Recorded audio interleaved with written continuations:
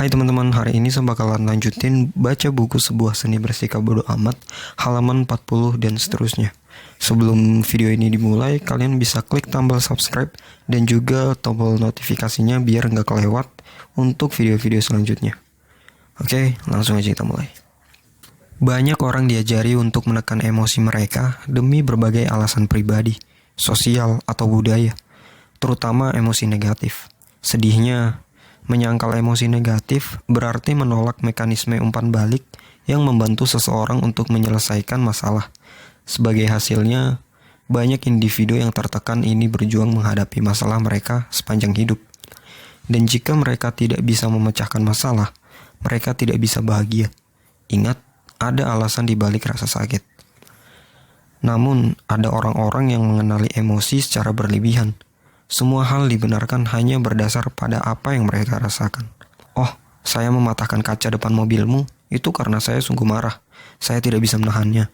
Atau, saya keluar dari sekolah dan pindah ke Alaska hanya karena rasanya itu keputusan yang tepat. Pengambilan keputusan berdasarkan intuisi emosional tanpa dibantu penalaran agar tetap pada jalurnya, biasanya membuat sesak di akhir. Apakah Anda tahu siapa yang menyandarkan seluruh hidup pada emosinya? Balita dan anjing. Anda tahu selain balita dan seekor anjing, tahi di karpet.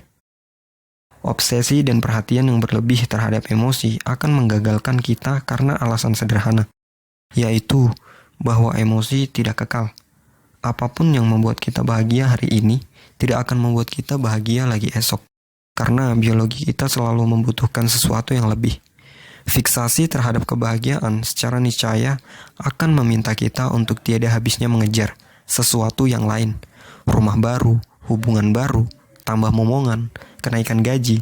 Tak peduli seberapa keras jerih payah yang telah kita lakukan, kita akan bertemu pada semacam perasaan menakutkan yang serupa saat kita memulai semua ini. Tidak cukup. Psikolog kadang menyebut konsep ini sebagai treadmill hedonis.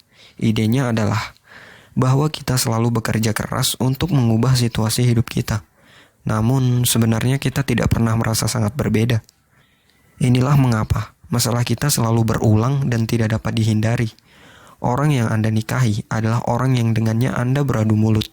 Rumah yang Anda beli adalah rumah yang Anda perbaiki. Pekerjaan idaman yang Anda miliki adalah pekerjaan yang membuat Anda stres.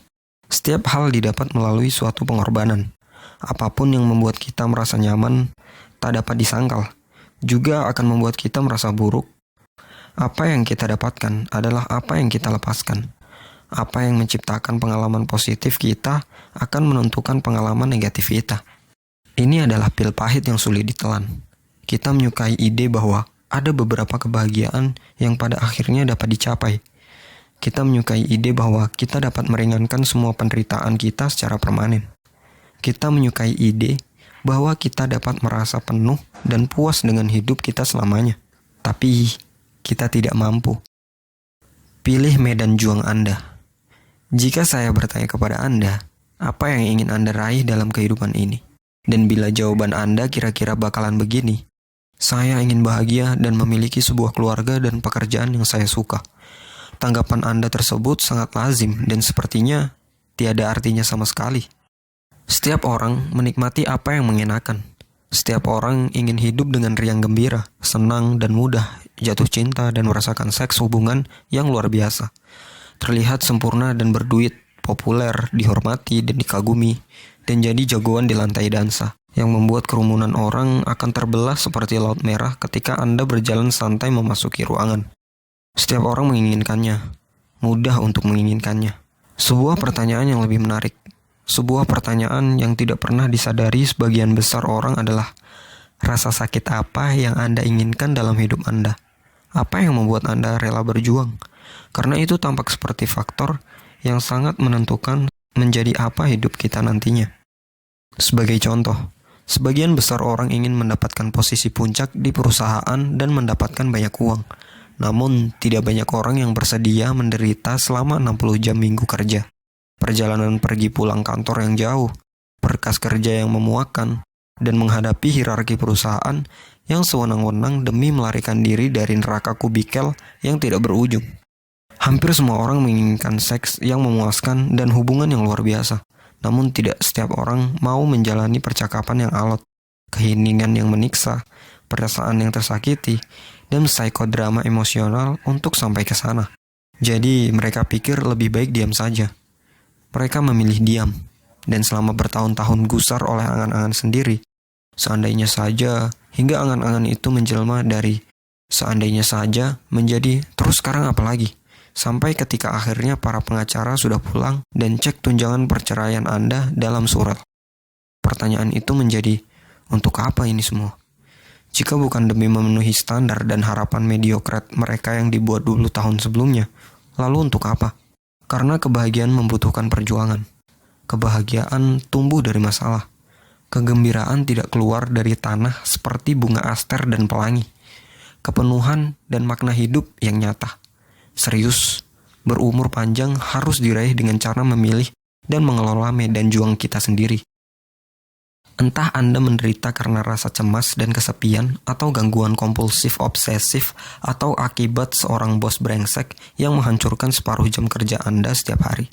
Solusinya terletak pada penerimaan dan keterlibatan aktif atas pengalaman negatif tersebut. Bukan dengan menghindarinya, bukan pula dengan adanya penyelamat yang datang. Orang-orang mendambakan fisik yang mengagumkan, namun Anda tidak akan mencapainya kecuali Anda sungguh menghargai rasa sakit dan tekanan fisik yang menyertai aktivitas Anda di tempat kebugaran jam demi jam. Kecuali Anda rajin menghitung dan mengkalibrasi makanan yang Anda konsumsi. Merencanakan hidup Anda dalam porsi piring berukuran kecil. Orang ingin memulai bisnis mereka sendiri, tapi Anda tidak akan menjadi seorang wirausahawan yang sukses kecuali Anda mampu menghargai resiko, ketidakpastian, kegagalan yang datang berulang-ulang, investasi waktu gila-gilaan yang mungkin hanya demi sesuatu yang tidak menghasilkan apapun. Orang-orang menginginkan pacar, pasangan hidup, namun Anda tidak akan mampu menarik perhatian seseorang yang Anda sukai tanpa menghargai goncangan emosional yang disertai penolakan, mengatur ketegangan seksual yang tidak pernah tersalurkan, dan menatap kosong telepon yang tidak pernah berdering. Inilah bagian dari permainan cinta. Anda tidak akan pernah memenangkannya jika Anda tidak ikut bermain. Apa yang menentukan kesuksesan Anda bukanlah apa yang ingin Anda nikmati. Pertanyaan yang relevan adalah, rasa sakit apa yang ingin Anda tahan? Jalan setapak menuju kebahagiaan Anda, jalan yang penuh dengan tangisan dan rasa malu. Anda harus menentukan pilihan. Anda tidak mungkin memiliki hidup yang bebas dari rasa sakit. Hidup tidak bisa selalu mekar seperti mawar dan fantastis seperti unicorn. Pertanyaan tentang kenikmatan tergolong mudah karena hampir semua orang punya jawaban serupa. Pertanyaan yang lebih menarik adalah tentang penderitaan. Derita apa yang ingin Anda hadapi? Itulah pertanyaan sulit yang perlu disadari. Pertanyaan yang sebenarnya akan mengantar Anda ke suatu tempat. Inilah pertanyaan yang dapat mengubah sebuah sudut pandang, sebuah kehidupan. Inilah yang membentuk saya dan Anda. Anda, inilah yang menentukan pribadi kita dan membedakan kita, serta pada ujungnya menyatukan lagi kita semua. Selama masa remaja dan awal dewasa, saya berfantasi menjadi seorang pemusik, rockstar, persisnya. Setiap kali mendengar musik, dengan iringan gitar yang kencang, saya selalu menutup mata dan membayangkan diri saya berada di atas panggung. Memainkan gitar di tengah teriakan kerumunan penonton, dan orang-orang pun pasti akan lupa diri mendengar permainan jari saya yang memukau. Fantasi ini bisa menghanyutkan saya selama berjam-jam. Bagi saya, pertanyaannya bukan bagaimana jika saya bisa di atas sana bermain di depan para penonton yang terus berteriak, tapi kapan? Saya harus merencanakan itu semua. Sederhana. Saya harus terlebih dahulu menentukan waktu sebelum saya mencurahkan tenaga dan upaya untuk sampai di sana dan menorehkan nama saya. Pertama, saya harus selesai sekolah. Kemudian, saya perlu mendapatkan uang tambahan untuk membeli peralatan band. Lalu, saya perlu mencari waktu luang yang cukup untuk berlatih. Selanjutnya, saya perlu membuat jaringan dan merencanakan proyek pertama saya. Kemudian, seterusnya hingga tidak ada yang perlu saya kerjakan. Meskipun saya terus memfantasikan ini lebih dari separuh usia saya, dalam kenyataannya hasilnya tidak pernah terwujud. Dan saya perlu waktu yang lama dan perjuangan yang melelahkan sampai pada akhirnya tahu alasannya. Saya tidak benar-benar menginginkannya. Saya jatuh cinta dengan hasil akhir. Bayangan saya di atas panggung, orang yang menyoraki, menumpahkan emosi saya dalam nada yang saya mainkan. Tetapi saya tidak jatuh cinta pada prosesnya. Dan karena itu saya gagal. Berulang kali, sial, bahkan kegagalan itu pun bukan hasil dari perjuangan apapun. Saya hampir tidak pernah berusaha. Kebosanan saat bermusik, koordinasi untuk menemukan grup band dan mengatur gladi kotor, rasa lelah mengadakan pertunjukan dan situasinya mengajak orang untuk datang dan membeli tiket, senar yang putus, tabung amplifier yang meledak, mengangkat peralatan sebesar 20 kilo ke dalam dan dari tempat latihan tanpa mobil. Itulah gambaran impian yang serupa puncak gunung, dan seseorang harus berjuang mendakinya. Dan dibutuhkan waktu yang cukup lama bagi saya untuk mengetahui bahwa saya tidak suka mengendaki gunung itu. Saya hanya suka membayangkan puncak gunungnya. Narasi di luaran secara umum akan membombardir dengan aneka petuah bahwa saya telah gagal, bahwa saya orang yang cepat menyerah atau pecundang, bahwa saya hanya kurang ini dan itu, bahwa saya menyerah atas mimpi saya, dan bahwa mungkin saya membiarkan diri saya tumbang oleh tekanan masyarakat. Namun kebenaran jauh tidak menarik daripada salah satu penjelasan tersebut. Kebenarannya adalah, saya pikir saya menginginkan sesuatu, namun pada kenyataannya tidak. Habis perkara. Saya menginginkan imbalan bukannya jerih payah. Saya menginginkan hasil dan bukan proses. Saya hanya jatuh cinta pada kemenangan dan bukan perjuangan. Dan hidup tidak berjalan seperti itu. Siapa diri Anda yang sebenarnya ditentukan oleh apa yang ingin Anda perjuangkan. Orang-orang yang menikmati perjuangan di gym adalah orang-orang yang mengikuti triathlon dan memiliki bentuk perut seperti dipahat dan bisa bench press satu rumah kecil. Orang-orang yang menikmati berminggu-minggu kerja yang panjang dan saling sikut di perusahaan adalah mereka yang terbang melampaui hal-hal tersebut. Orang-orang yang menikmati tekanan dan ketidakpastian gaya hidup dari seorang seniman kelaparan adalah mereka yang pada akhirnya mampu menghadapi dan menjalaninya. Ini bukan tentang kekuatan kehendak atau omong kosong tentang keuletan. Ini juga bukan contoh nyata dari ungkapan no pain, no gain. Tidak ada yang bisa didapat tanpa perjuangan. Ini adalah komponen hidup kita yang paling sederhana dan mendasar.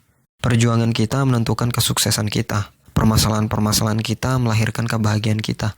Seiring dengan masalah-masalah yang naik levelnya menjadi semakin baik. Lihat, ini adalah spiral yang merambat ke atas tanpa pernah selesai. Dan jika Anda masih berpikir bahwa Anda boleh berhenti mendaki di titik manapun, saya khawatir Anda belum cukup paham. Karena kegembiraannya justru terletak pada pendakian itu sendiri. Oke teman-teman, sampai di situ dulu dan minggu depan kita bakalan sampai di bab 3. Judulnya Anda Tidak Istimewa.